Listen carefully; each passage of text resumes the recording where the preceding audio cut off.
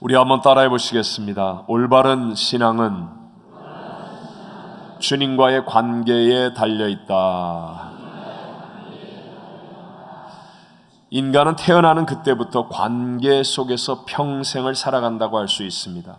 좋은 관계를 이룰 수 있는 부모님을 만나고 친구를 만나고 선생님을 만나고 배우자와 동력자를 만나면 그렇지 않은 사람보다 더 성공하고 행복할 가능성은 훨씬 높다고 말할 수 있습니다. 그것은 신앙에서도 마찬가지입니다. 예수를 믿는다라는 것으로 이 고백으로 신앙이 끝나는 것이 아니라 부활하신 예수님과 24시간 함께 계속하여서 교제하고 올바른 관계 속에서 살아가는 것이 신앙 생활이라는 것입니다. 그래서 올바른 신앙은 주님과의 관계에 달려있다라고 말씀합니다. 여러분, 드롭박스라는 것을 혹시 아십니까? 컴퓨터를 사용하는 업무를 위한 공간으로 혼자서든지 아니면 팀으로든 상관없이 파일을 저장하고 공유하고 또 프로젝트를 함께 할 수 있게 만들어주는 것이 드롭박스입니다. 2017년 한 해 동안에 이 드롭박스의 매출은 11억 1천만 달러였고요. 드롭박스의 가입자 수는 5억 명에 달하여서 창업자이자 CEO인 이 드류 휴스턴은 40세 미만 미국인 가운데 18번째의 부자가 되었습니다. 미국 젊은이들의 롤 모델이라고까지 말하는 이 드류 휴스턴은 2013년 모교인 MIT 졸업식에서 자신의 경험을 후배들에게 들려주었습니다. 제가 그걸 한번 들었는데요. 아주 독특하게도 그 자리에서 자신의 성공의 비결을 3가지의 비유를 가지고 말하더라고요. 테니스공, 그리고 동그라미, 그리고 3만, 숫자, numbers, 3만을 가지고 설명했습니다. 먼저 테니스공은 꿈을 뜻했습니다. 드류 휴스턴은 자신의 집에 아주 똑똑한 개를 키우고 있었는데요. 그 개와 함께 놀 때 테니스공을 이렇게 던져주면 개는 그 공을 물고 돌아올 때까지는 어떤 장애물이라도 극복하면서 오직 그 공에만 집중한다는 것입니다.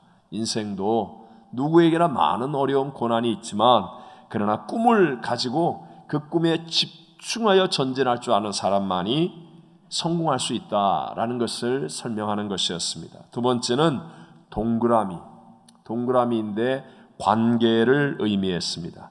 동그라미의 높은 곳에 있을 때나 동그라미의 낮은 곳에 있을 때에도 동그라미 안에 들어가 있는 사람들과의 관계는 차이가 없다는 것이죠. 맞습니까? 네. 동그라미 높은 데나 옆에나 아래나 동그라미 안에 들어가 있는 사람들과의 관계는 차이가 없다. 그러면서 지금 당신이 관계하고 있는 동그라미 안에 있는 사람들의 질이 좋을 때에는 당신의 인생은 성공하고 행복할 가능성이 크다라고 설명했습니다. 그리고 마지막 3만, 숫자 3만은요 82년을 날짜로 대략 계산한 숫자였습니다. 1년을 365일로 해서 제가 계산해 보니까 저는 약 2만 2천일 정도를 살았더라고요. 그러니까 제가 앞으로 82년을 다 열심히 일하며 산다 해도 앞으로는 약 8천일 정도밖에는 남지 않은 것인데요. 그렇게 계산을 하니까 정신이 번쩍 나더라고요. 네, 정신이 번쩍 났습니다. 자, 오늘 말씀의 주제인 이 관계라는 면에서요, 저는 이 두 번째 동그라미의 이야기가 상당히 마음에 와서 닿았습니다. 드류 휴스턴의 말을 따라서 내가 높은 곳에 있을 때나 낮은 곳에 있을 때나 아니면 옆에 있을 때라도 지금 그 동그라미 안에서 나와 함께하는 사람들이 과연 나를 행복하고 성공시켜 줄 수 있는 것인가 라는 것을 생각하게 되었습니다. 그러면서 하나님이 제게 확실하게 깨닫게 해주시는 은혜가 있습니다. 동그라미 안에서 나와 항상 함께하는 관계의 사람들은요, 부부라 할지라도 부모 자식이라 할지라도 아무리 가까운 사람이라 할지라도요, 앞서거니 뒤서거니 바뀔 수가 있고요, 부모라 할지라도 나를 온전하게 다 도와주지 못할 것이고 자식이라고 나에게 다 해줄 수도 없지 않겠습니까? 하지만 이 동그라미 안에 그리스도가 함께 하시면 그분은 어제나 오늘이나 영원토록 동일하시고 세상 어디나 언제까지나 항상 함께 하시기 때문에 전지전능하신 주님과 내가 올바른 관계를 맺으면 나는 반드시 행복하고 성공할 수 있구나 라는 사실을 다시 한번 깨닫고 감격하게 되었습니다. 오늘 저는요, 올바른 신앙은 주님과의 관계에 달려있다라는 제목으로 이 시대를 살고 있는 우리들에게 주시는 하나님의 두 가지 은혜를 함께 나누고자 합니다. 첫 번째, 우리 주님은요, 관계를 통해서 역사하시는 분이심을 알아야 됩니다. 무엇을 통해서요? 관계를 통해서. 여러분, 인간의 최고의 관계라고 하면 밥상에 같이 앉아 밥을 먹는 교제라고 말합니다. 미운 사람이나 화가 난 상태에서 같이 밥 먹을 수 있습니까? 뛰쳐나가죠. 그러니까 밥상에서의 이 사랑의 교제는 최고의 관계라고 말하는 것입니다. 밥을 같이 먹을 수 없는 사랑은 사랑이 아니라고 얘기하는 것입니다. 그래서 관계 가운데 가장 가까운 관계를 가족이라고 말하는데요. 그 가족을 다른 말로 뭐라고 그러죠? 식구라고 말하잖아요. 밥식자에다가 입구자, 밥을 같이 먹는 사람, 이것이 가장 가까운 관계를 의미합니다. 오늘 정말 본문의 말씀은 귀중한 진리를 전하여 주는데, 예수님은 제자들이 저녁 식사를 함께 먹으면서 교제를 나누는 장면 속에서 이 놀라운 역사를 이루어 가셨음을 보여주고 있습니다. 본문을 다시 한번 22절로 24절을 읽어옵니다.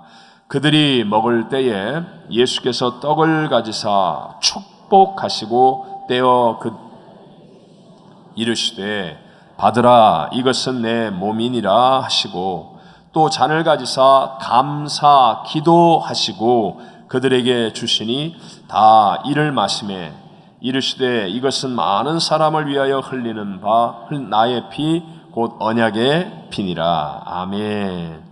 지금 예수님 자신의 십자가의 죽음에 대해서 말씀하시는 데서 그러면서 성찬을 가르치시는 것입니다. 근데 이토록 귀중한 예수님의 십자가와 성찬에 대한 진리를 누구에게 또는 어떻게 가르치고 계십니까? 함께 식사를 나눌 수 있는 관계의 사람들에게 함께 밥을 먹으면서 이렇게 귀중한 진리를 가르치더라라는 것입니다. 여러분, 떡을 가지시고 축복하시고 라고 말하죠. 또 잔을 가지사 감사 기도하시고 라고 성경은 말합니다. 축복을 할 수 있고 감사 기도할 수 있는 것은 좋은 관계를 이루는 방법이라는 것이죠. 이렇게 주님은요, 관계를 통해서 역사하시는 분이신데도 오늘날 안타깝게도 너무나 많은 그리스도인들이 이 관계를 생각하지 못하고 신앙생활하고 있다는 것입니다. 여러분, 혹시 예수를 믿고 내가 구원받아 지금 죽어도 천국 간다, 이 최고의 진리를 마치 버스표나 비행기표 사가지고, 그래서 이제 내가 티켓 샀어, 천국행 티켓 샀어, 그러니까 이제부터 내 마음대로 사는 거야, 그래서 막 여기 다니고 저기 다니고 이거 하고 저거 하고 그러다가 시간 됐으니까 이제 비행기 타러 가야지, 뭐 기차 타러 가야지, 버스 타러 가야지, 이렇게 하는 것처럼 생각하고 있지 않습니까? 교회 와서 한번 딸랑 예배드리고 이제 나가서 마음대로 살다가 내 생각대로 내 방법대로 세상 유행 따라 세상 풍조 따라 세상 하는 거 다 하고, 그리고 또 시간 됐으니까 교회 와서 예배 한번 딸랑 드리고, 혹시 여러분 신앙생활을 이렇게 착각하고 있지 않습니까? 세상 사람들도요, 일반적으로 이렇게 압니다. 잘 사는 인생의 특징은 친구가 남고 못 사는 인생의 특징은 고집만이 남는다. 이거 세상 사람도 다 아는 겁니다. 이게 무슨 의미죠? 관계라는 거예요. 관계. 자, 성경에 나와 있는 가장 큰 실패, 가룟 유다의 실패를 한번 생각해 보십시오. 그는 열심당원이었습니다. 또 예수님의 제자라고 하는 직분도 가졌습니다.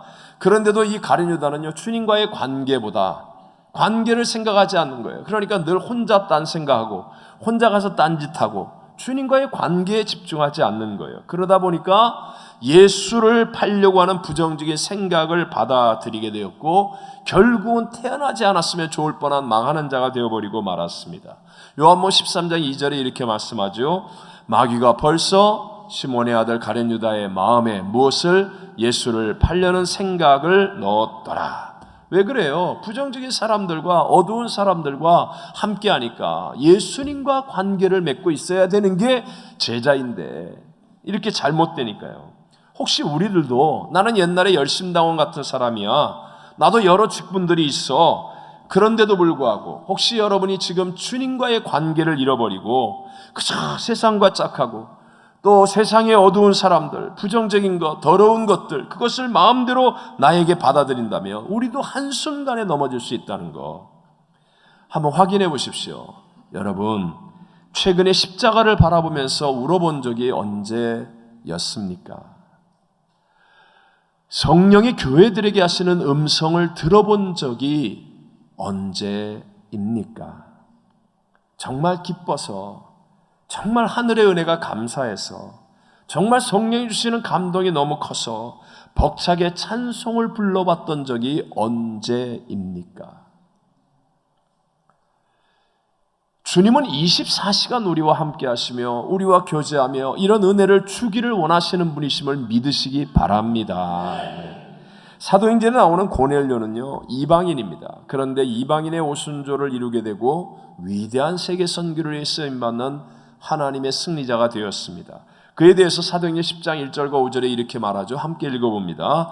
가이사라에 고넬료라 하는 사람이 있으니 이달리아 부데라 하는 군대의 백부장이라.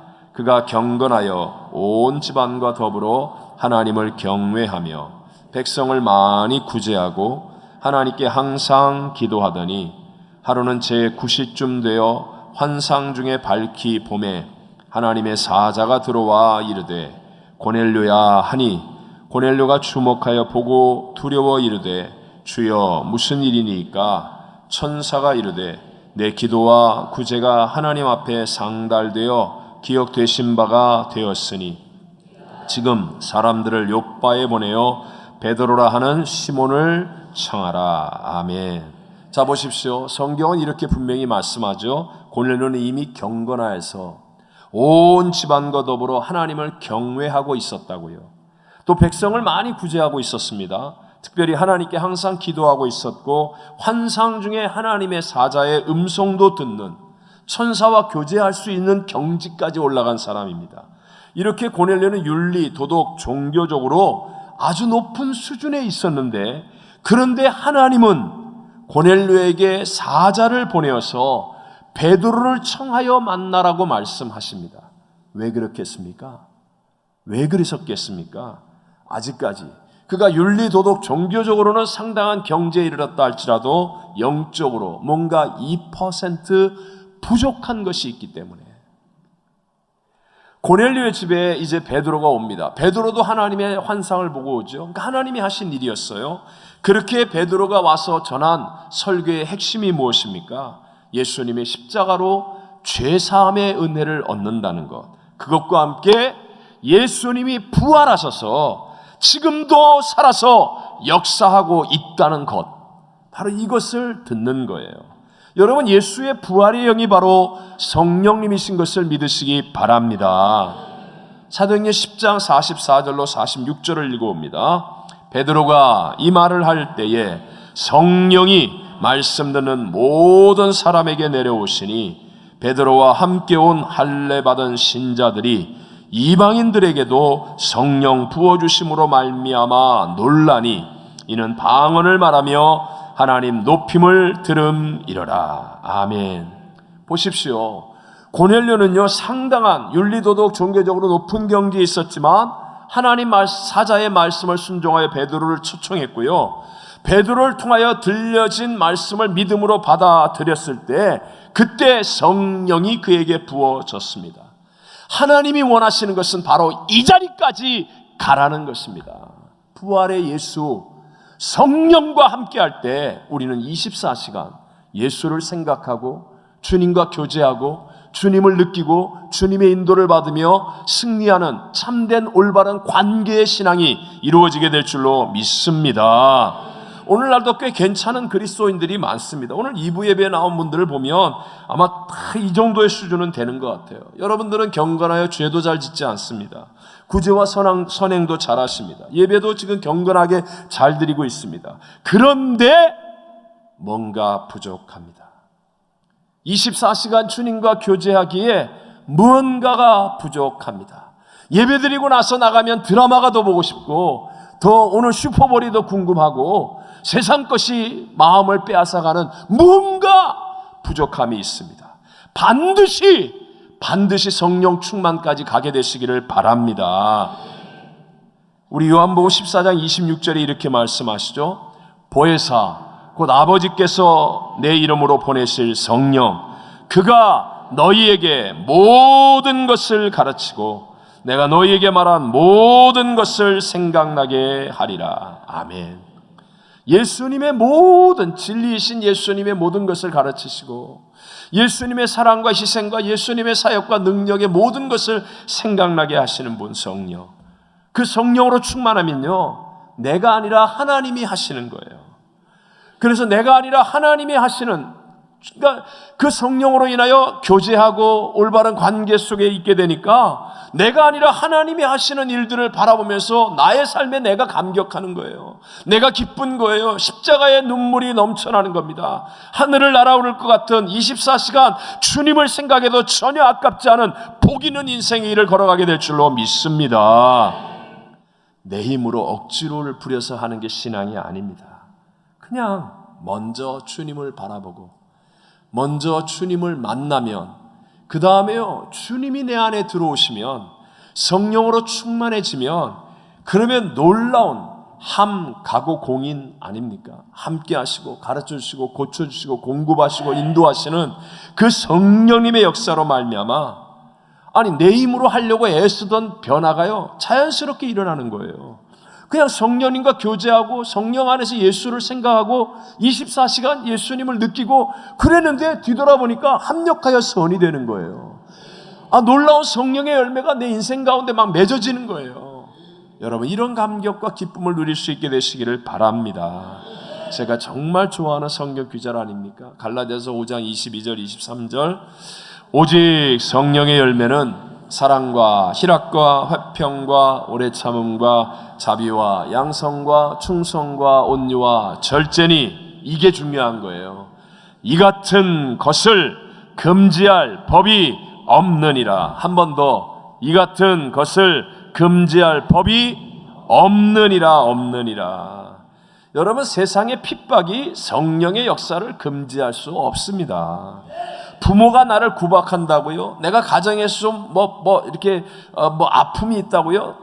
그게 성령의 열매를 금지하지 못합니다. 나의 장애가, 나의 트라우마가 막을 수가 없습니다. 돈이 없어도 막지 못합니다. 친구가 날 괴롭혀도 성령의 역사를 금할 수가 없다는 것입니다. 그러니까 여러분, 내가 어떤 환경, 어떤 형편, 어떤 처지, 어떤 위기 속에 있다 할지라도 내가 정말 성령으로 충만해지면, 그러면 주님과 더 깊은 관계가 되어지고 인생의 유일한 해답, 유일한 길과 진리와 생명 되신 예수로 말미암아 우리의 인생의 모든 것이 합력하여 선이 되는 진정한 승리가 일어나게 될 줄로 믿습니다. 두 번째로, 이제 이와 같은 주님과의 관계, 이것이 나를 통해서 다른 사람들에게 확실하게 전해지기를 원하신다는 거예요. 예수님이 이 땅에 오셔서 제자들을 택하시고 그들과 올바른 관계를 이루신 목적이 있지 않겠습니까? 그것은 제자들의 삶을 변화시키는 거죠. 근데 그것으로 끝이 아니라 제자들의 삶을 변화시킨 그 십자가의 죄사함의 은혜와 부활의 은총, 성령으로 충만한 그 복음을 다른 사람에게도 전하기를 원하셔서, 그래서 내가 주님과 이 관계입니다, 난 이것을 확실하게 증가하여 다른 사람들을 바로 그 관계에 초청할 수 있는 사람이 되게 하기 위해서, 인생이 진정으로 누릴 수 있는 것은요, 사용하고 버릴 수 있을 때부터라는 사실을 기억하셔야 됩니다. 예를 들어 애들에게 비싼 장난감 사주잖아요. 그럼 처음에는 그 못 누립니다. 그러다가 이제 좀 막 지나고 좀 고장도 나고 자기가 할 만큼 하면 나중에 친구들이 왔을 때도 막 같이 놀죠. 처음에는요, 손도 못 대게 합니다. 못 만져 막. 그러다가 친구들이 왔을 때 막 이제 꺼내놓고 같이 놀아요. 친구들이 놀아도 괜찮아요. 그러면 훨씬 더 재미있습니다. 훨씬 더 신납니다. 내가 움켜쥐고 나만 갖겠다고 할 때, 그때는요, 참 가치가 무엇인지를 모릅니다. 내가 사용할 수 있고 증거할 수 있고 버릴 수 있을 때, 그때 여러분 진짜 가치가 누려지기 시작하는 거예요. 복음도 내가 주님과 이런 관계에 있는 사람입니다 라고 확실하게 사람들 앞에 증거할 수 있을 때, 그때 여러분 진정으로 내가 주님의 그 관계 속에 누려지는 좋은 것들을 내 것으로 누릴 수 있다는 거 깨닫게 되시기를 바랍니다. 근데 이게 왜 이렇게 어렵습니까? 여러분 정말 복음을 전한다는 이야기를 수십 번 수백 번 듣고 결심도 그만큼 했을 텐데 왜 이렇게 안 됩니까? 왜냐하면 세상이, 우리가 살고 있는 세상이 복음을 배척하기 때문에 그렇습니다. 복음은 세상과 다른 것입니다. 우리는 주일날 사람들은 놀러 가자고 그럴 때 안 돼, 그 교회 와야 돼 이렇게 얘기하잖아요. 배척하는 거예요. 또 다른 친구들이 야 오늘 한 잔 먹고 우리 한번 신나게 놀아보자 그러는데 집사님이 있다가 아니야 난 그럴 수 없어. 그러니까 다르잖아요. 다르니까 열받는 거예요. 내가 고귀하게 생각하는 것에 대해서 동조하지 않을 때 사람들은 분노가 생기게 되어 있습니다.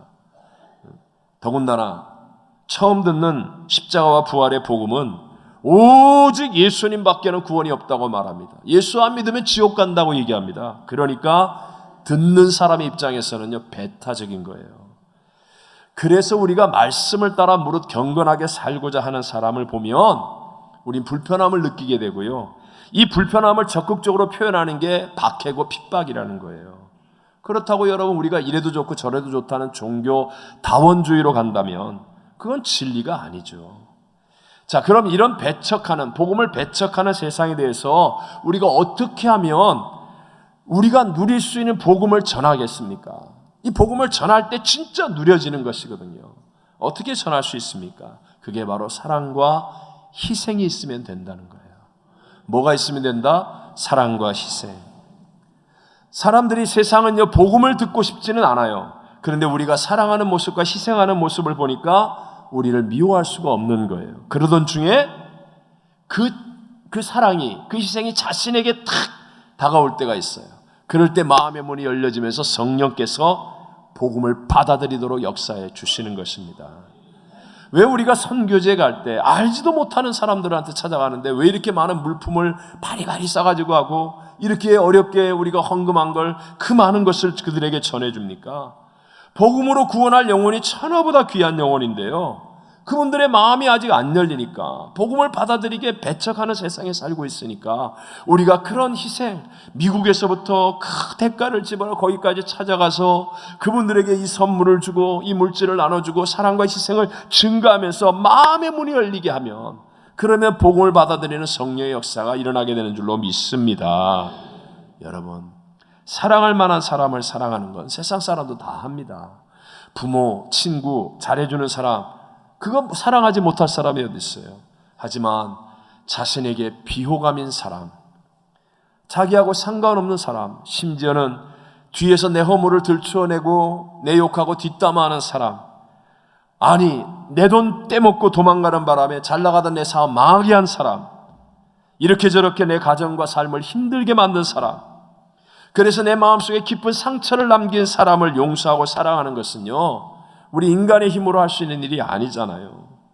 그건 오직 십자가의 은혜와 성령님의 역사뿐이라는 거예요.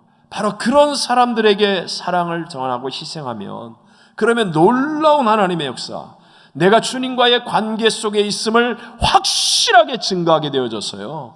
그래서 하나님의 나라가 세워질 뿐만 아니라 내 영혼이 춤추고 내 속에서 하나님의 나라가 이루어지는 가장 큰 복을 누리게 될 줄로 믿습니다. 제임스 S. 게일이라는 선교사님이 있습니다. 캐나다의 선교사님이에요. 그분이 쓴 조선 그 마지막 10년의 기록이라는 책이 있는데요. 이게 작년에 번역이 되어서 출간되었습니다. 그러니까 오래전에 영어로 쓰여진 책이었어요. 잘 몰랐던 책인데 발견을 해서 번역을 한 거예요. 1888년 25살의 나이에 선교사로 조선 땅에 왔어요. 그는 1897년까지 약 11년 다른 선교사들이 거의 서울 정동 이렇게 근처에 많이 모여 살았는데 이분은 부산에서부터 평양 그리고 압록강이리까지 조선 방방곡곡을 누비면서 많은 조선인들과 교류하며 지냈습니다. 근데 그가 쓴 책 내용 가운데 보면 정말 그 당시에 조선이 얼마나 가난하고 비참하고 못 사는 나라였는지 이렇게 써있어요. 당시 한국 사람들은 자기보다 밥을 5배 정도 많이 먹는 식충이 같았다는 거예요. 네? 먹을 것 뭐 반찬도 아무것도 없는데 밥만 이렇게 쌓아놓고 막 그 사람 보기에 그리고 냄새는 또 얼마나 심한지.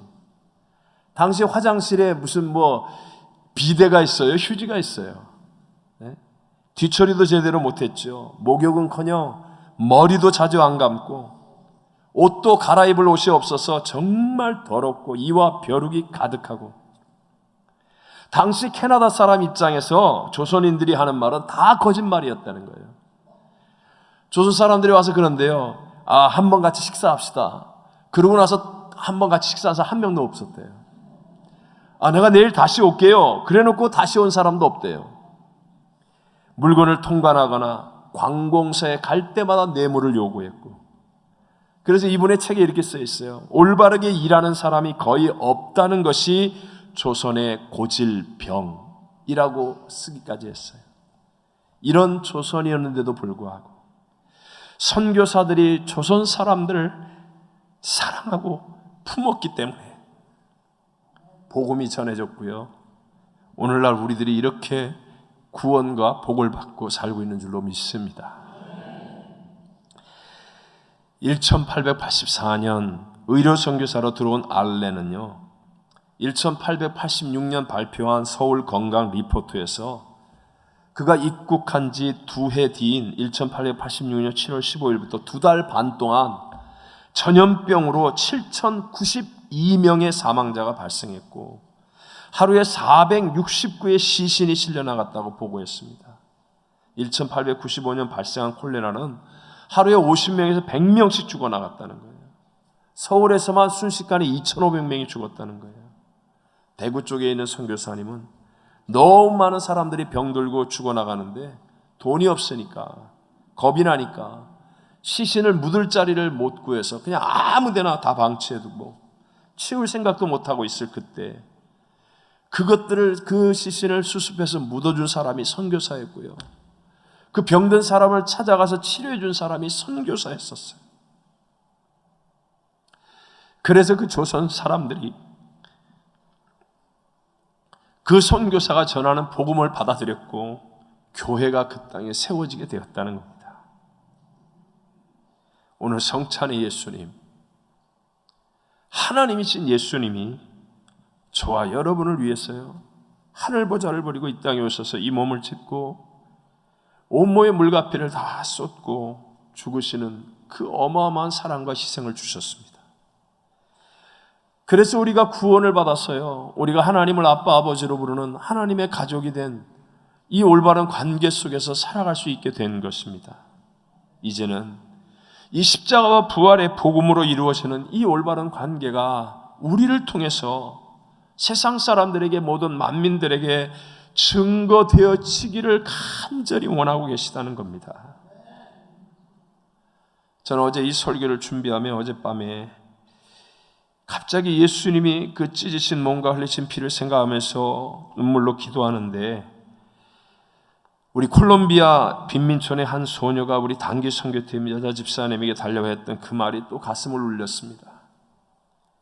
나는 한국 사람을 처음 보았어요. 처음 만난 한국 사람들이 너무 좋은 분들이고 우리에게 많은 사랑을 주어서 너무 감사해요. 평생 잊지 못하고 늘 당신들을 기억할 거예요. 이제 우리가 이 사명을 다시 오실 예수님을 위해 감당해야 될 때가 아니겠습니까? 기도하겠습니다.